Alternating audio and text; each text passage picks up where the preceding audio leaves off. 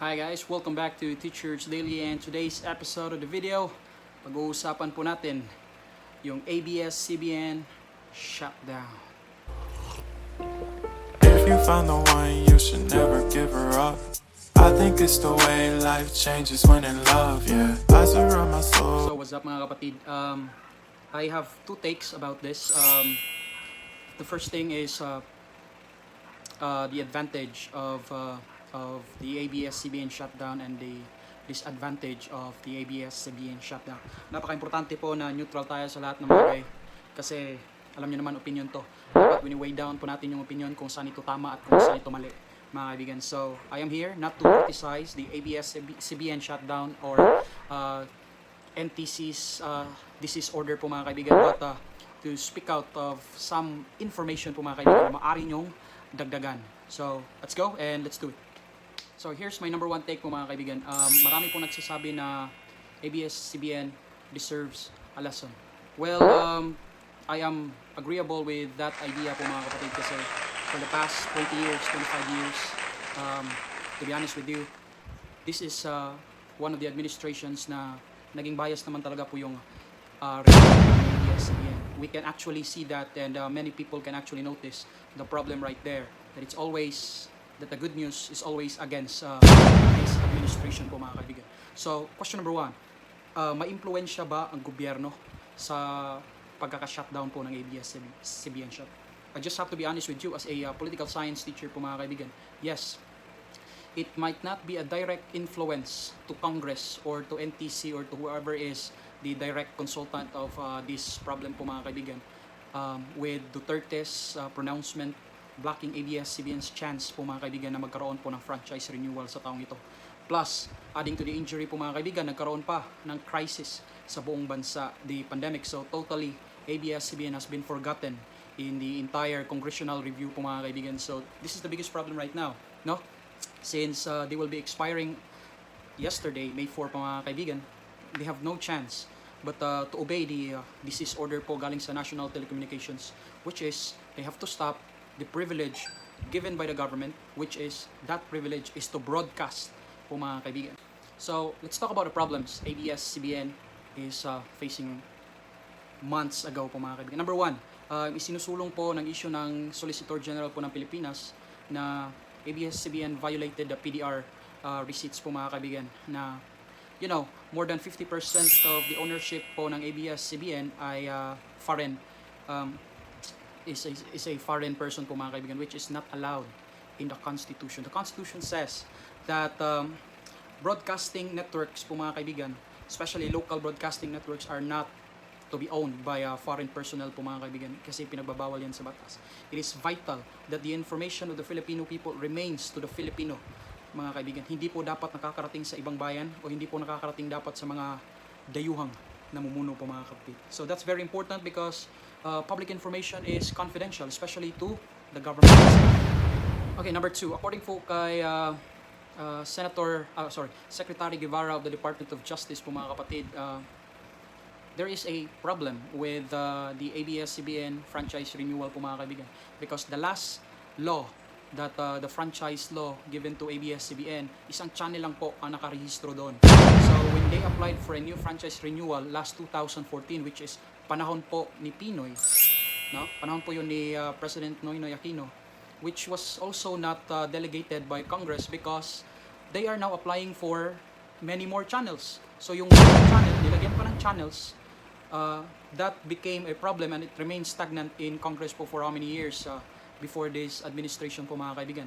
Now that this administration has finally found out that the free-to-air frequency given to the government is being taken advantage by ABS-CBN po mga kaibigan. For example, they are now selling the TV Box or TV Plus system po mga kaibigan, which is nagko-contain po yun ng mga maraming channels which does not have permit to operate kasi yung registration lang po ng ABS-CBN is the ABS-CBN permit. So one channel lang po mga kaibigan. Now the third problem we are facing right now is that while those channels does not have the permit to operate, KBO, Knowledge Channel, and while that is a problem, they are also facing another problem. They are earning from those channels without the registration to the government, which is nagkakaroon po dapat yun ng tax. Kinukunan po dapat yun ng tax ng gobyerno. Pero kasi it's not registered to the government, so they are earning it secretly and they are not informing the government about it, which is becoming the issue today, kaya sila napa-shutdown. So what is at stake right now that its franchise has been expired po, mga kapatid? We have a law. No? In the Constitution it says broadcast is a privilege. If you don't have the franchise or the permit to operate, then you cannot broadcast whatever information is needed to the public. So whatever is the law must be followed. There is no exemptions for that, mga kapatid, kahit na baliin mo yung batas. Yan ay batas. Naiintindihan niyo po ba? Ang sinasabi ko po dito is that it's not NTC's problem that they have not filed the franchise renewal application to Congress before COVID crisis. Bakit ba hinintay pa nila umabot ng January? Sabi nga ng isang legal expert po, mga kaibigan, pwede naman silang nag-apply nung nakaraang taon pero hindi nila ginawa. No? There is a problem there. The issue I am seeing right now with the ABS-CBN shutdown is that ABS-CBN is trying to steal the sympathy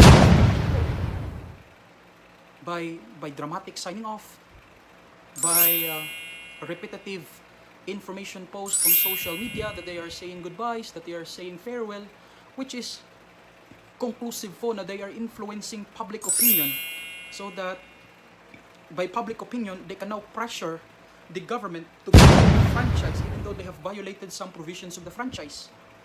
Yan po ang nakikita nating problema.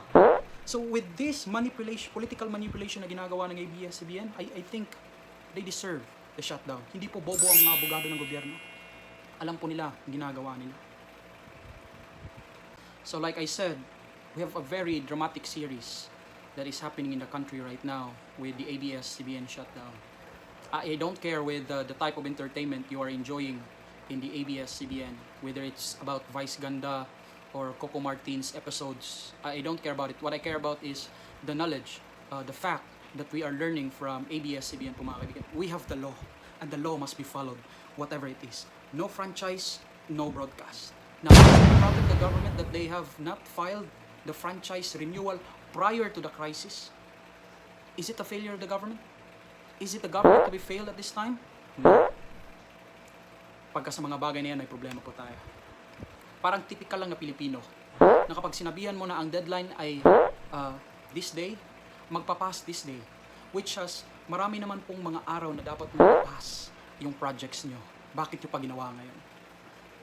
And many people will say, sir, nag-apply naman sila ng franchise renewal nung January. Naging issue din yon. Yes, that's correct. Now the problem is, why would Congress prioritize the franchise over the life and security of the people? Sige nga, sabihin nga sa akin, mas mahalaga ba ang buhay ng isang broadcasting media kaysa sa buhay ng maraming Pilipino, kaysa sa buhay mo? That's not how public servant works, if they are public servants. Because should be the priority of the government, the life of the people in the middle of the crisis. You get the point? Opinion episodes po, mga kapatid. This is my standpoint. You deserve the lesson. I just don't want people to panic about the shutting down of a giant broadcasting network po, because it's not about that. They can always apply again. They can always get back the franchise. The only thing that I am against with is the dramatic shutdown. You cannot steal or the sympathy of the people. And for many of your news,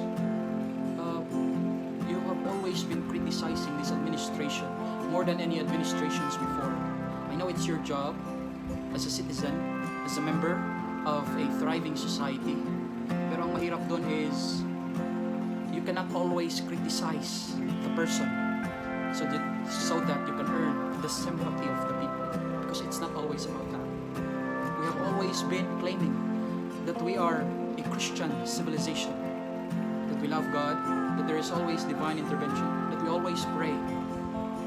But it is always very wrong to criticize people or individuals so that you can earn the followers you need. After all, this is about earning money. You have been criticizing the government so that you can earn the sympathy and influence of the people, and by getting the sympathy and influence of the people, you earn what you want. Aside from power, but also with money. Thank you so much, and this is Teachers Daily. Have a great day.